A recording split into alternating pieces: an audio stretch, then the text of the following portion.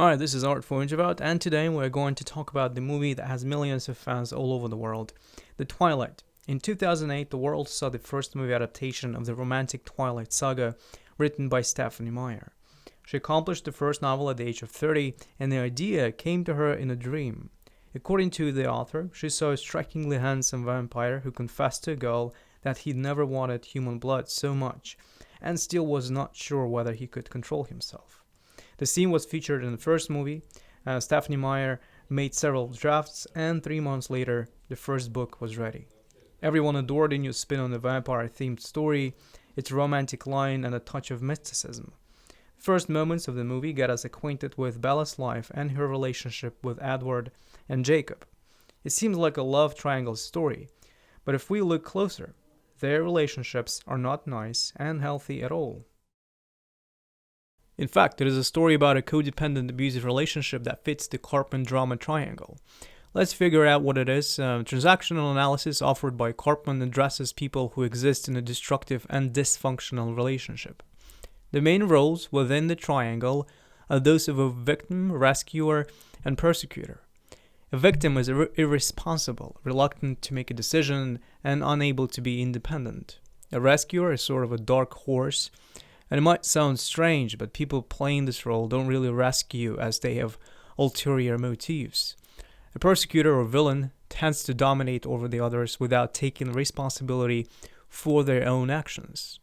The victim attracts the rescuer who dreams of saving someone, and the persecutor longs manipulation. Let's see how this triangle works on the example of the Twilight characters.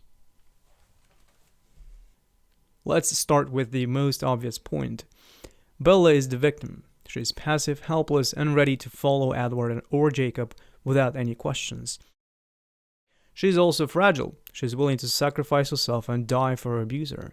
Remember the event in the New Moon when Bella wants to be a sacrificial lamb for the sake of Edward, who had left her alone.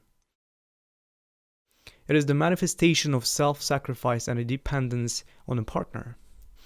Bella's character isn't singled out from others. We know nothing about her hobbies. She's like a reflection of her partner. She's a typical victim who puts her life at risk, thinking that she cannot change anything. The best example of such behavior is shown in the second movie.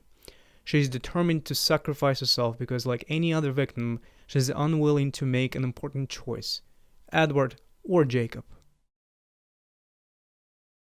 Persecutor and the main abuser is Edward. He tries to control every minute of Bella's life, doesn't allow her to be more self-assertive, and never lets her go anywhere on the pretext of protecting her. Remember how hard it was for him to let her meet Jacob. Even there, she had to comply with the rules that Edward had set. He doesn't care about her opinion. So they are an ostensibly perfect couple. Edward, who controls everything, and Bella, who lets him exert his control over her. The third character of the triangle is Jacob, the rescuer. His aim is to save the victim from her abuser, but motives that drive him are far from being selfless. In fact, all he wants is to get Bella, and her helplessness comes in very handy. Theoretically, they could have made a great codependent couple. And now that we are through with the Karpman triangle, let's have a look at the relationship of Edward and Bella. Relationship which is unhealthy. How is it manifested? First, jealousy. Edward is always unhappy about Jacob's attention to Bella. It may seem justified since Jacob has a soft spot for her. However, the foundation of any relationship is trust. Jealousy is just a symptom of difficulties the couple has. Second, control.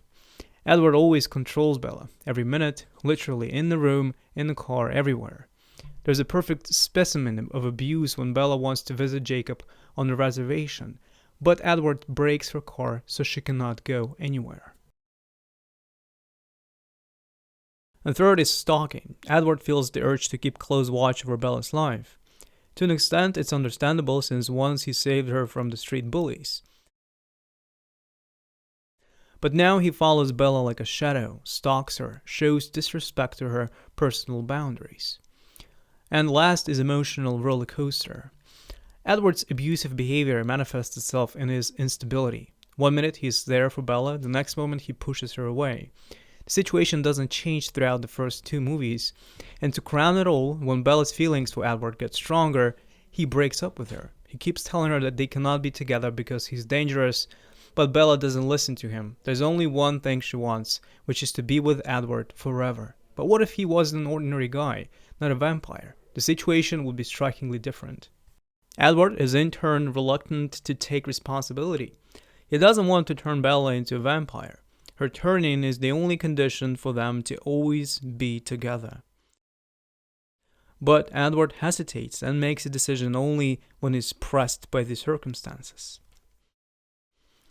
The Twilight is a work of fiction and fantasy. But there's a recurrent theme of romanticized abusive relations in every part of the saga. Nowadays, we criticize the cases of abuse, and the story of Edward and Bella prove that there are sometimes home truths behind the beautiful love story.